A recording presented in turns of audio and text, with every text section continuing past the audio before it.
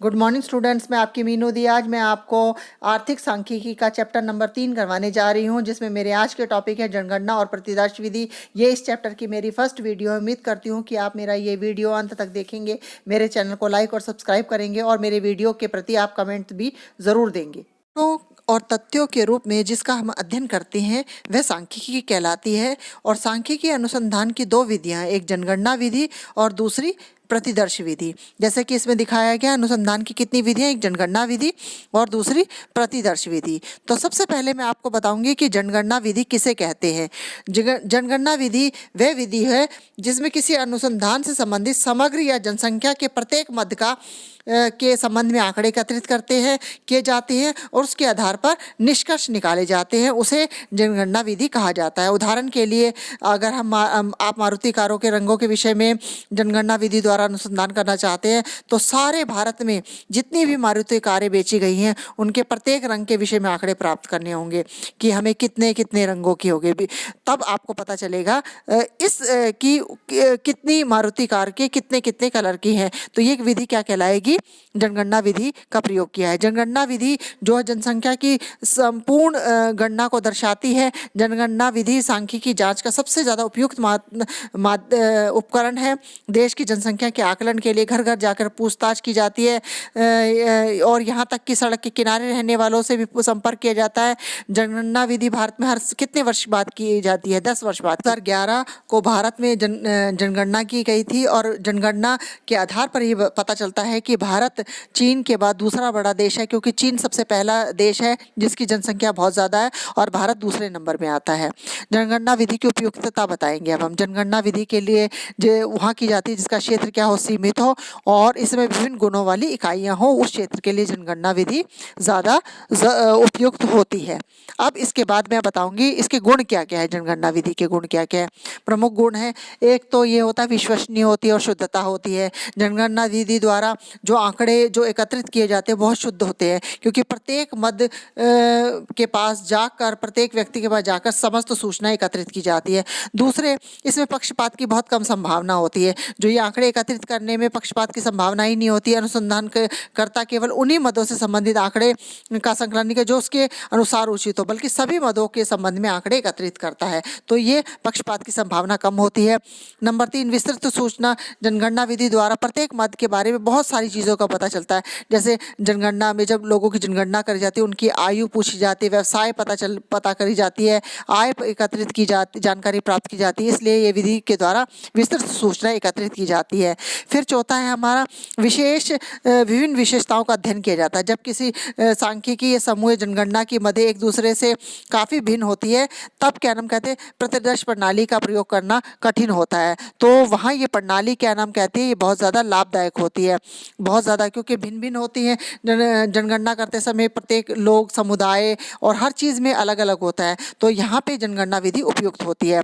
फिर नंबर 5 है मिश्रित अनुसंधान का अध्ययन। यदि अनुसंधान की प्रकृति इस प्रकार की सांख्यिकी समूह की प्रत्येक मद का अध्ययन करना जरूरी होता है, तो इस विधि का प्रयोग लाभदायक होता है। जनगणना में इसी विधि का उपयोग किया जाता है, क्योंकि जब जनगणना की जाती है जब, तो उसमें प्रत्येक व्यक्ति से हर तरह की सूचनाएं पूछी जाती है।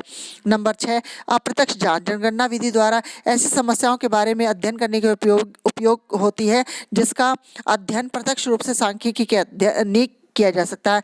जैसे कि हम इससे के द्वारा पता चलता है कि बेरोजगारी कितनी है और देश में भ्रष्टाचार कितना है, इसके बारे में भी जानकारी मिल सकती है। तो ये थी जनगणना विधि के क्या थे हमारे गुण। अब मैं बताऊंगी जनगणना विधि के अवगुण यानी दोष क्या क्या है। इस विधि में सबसे बड़ी बात यह है खर्चीली बहुत है। खर्चीली विधि इसलिए है क्योंकि इसमें बहुत ज़्यादा धन की आवश्यकता होती है।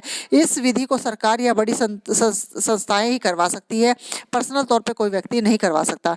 नंबर 2, अधिक मानव शक्ति। जनगणना विधि के लिए बहुत ज़्यादा मानव शक्ति की आवश्यकता होती है। गणकों की एक बहुत बड़ी संख्या को प्रशिक्षण आवश्यक हो जाता है और उनको इस जटिल प्रक्रिया से गुजरना पड़ जाता है कि उनको समझाना पड़ता है कि आप कैसे कैसे जाओगे और कैसी कैसी सूचनाएं एकत्रित करके लाओगे। नंबर 3, विशाल अन्वेषण के लिए उपयुक्त नहीं है।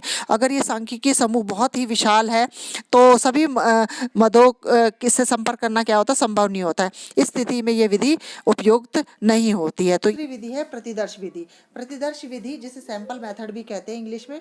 प्रतिदर्श विधि वह विधि है जिसमें प्रतिदर्श अर्थात किसी समग्र का प्रतिनिधित्व करने वाले छोटे से समूह से संबंधित आंकड़े एकत्रित किए जाते हैं और उससे निष्कर्ष निकाल जाते हैं। इसका एक उदाहरण है कि दैनिक जीवन में कोई भी गृहिणी अगर दुकान पे दाल या चावल लेने जाती है तो क्या करती है, थोड़े से हाथ में लेके देखती है कि ये दाल या चावल कैसे, उसी के आधार पर पता लग जाता है कि उसकी क्या क्वालिटी है। इसी प्रकार अगर डॉक्टर है रक्त की कुछ बूंदों का परीक्षण करके बता देता है कि उस व्यक्ति का ब्लड ग्रुप कौन सा है, तो उससे पता चल जाता है। तो ये है प्रतिदर्श विधि के उदाहरण। अब मैं आपको बताऊंगी प्रतिदर्श विधि कहाँ कहाँ उपयुक्त होती है। ये विधि वहाँ उपयुक्त होती है जहाँ की क्षेत्र बहुत, अनुसंधान का क्षेत्र बहुत ज़्यादा बड़ा हो, जब उच्च स्तर की शुद्धता की आवश्यकता ना हो, और जब विभिन्न इकाइयों के अत्यधिक प्रशिक्षण की आवश्यकता भी ज़्यादा ना हो, और जब समग्र की समग्र इकाइयाँ लगभग एक जैसी होती है, तब ये प्रतिदर्श विधि ज़्यादा उपयुक्त सिद्ध होती है। अब मैं आपको बताऊंगी प्रतिदर्श विधि के क्या क्या गुण हैं। प्रतिदर्श विधि एक तो कम खर्चीली है। सर्वेक्षण की प्रतिदर्श विधि कम खर्चीली क्यों है? इसमें धन और सब मेहनत की कम बचत होती है, क्योंकि समग्र का पूरा एक अध्ययन न करके केवल कुछ इकाइयों को लेकर अध्ययन किया जाता है। दूसरा, इससे समय की भी बहुत ज़्यादा बचत होती है।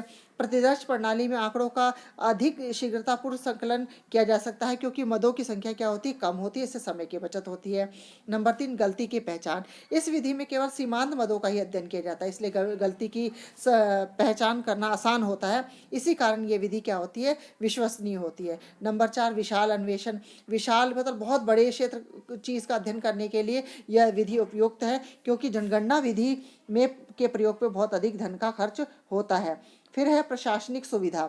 इस विधि में सर्वेक्षण का संगठन तथा प्रशासन अधिक सुविधापूर्वक ढंग से किया जाता है। अधिक निपुण और योग्य प्रश्नकर्ता ही इस विधि का उपयोग कर सकते हैं, अर्थात जो इस विधि को का प्रयोग करते हैं वो ज़्यादा अनुभवी होते हैं। नंबर 6, अधिक वैज्ञानिक है। रोनल्ड फिशर के अनुसार प्रतिदर्श विधि अधिक वैज्ञानिक है, क्योंकि इसके आंकड़ों की जांच जो होती है अन्य न्यायाधीशों द्वारा की जाती है, अर्थात बहुत ज़्यादा अनुभव व्यक्ति द्वारा की जाती है। तो ये थे इसके गुण।